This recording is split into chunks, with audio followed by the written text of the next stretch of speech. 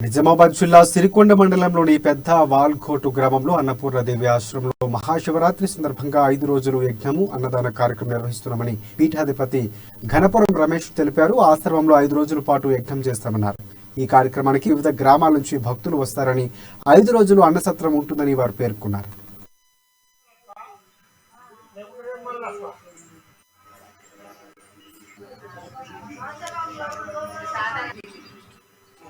Online మోకాలు వస్తుందంటే మోకాలు ఇంజక్షన్ ఇచ్చిండు, గంట అయినాక తక్కువ సమయం పోయినంటే మళ్ళా రాలేదు. మళ్ళా అటువంటివి 3 సార్లు మృత్యు ఒడిలోకి పోయినా నేను 3 సార్లు. నాకు చిన్న పిల్లలు 3 మొగోళ్ళు ఒక ఆడ పాప.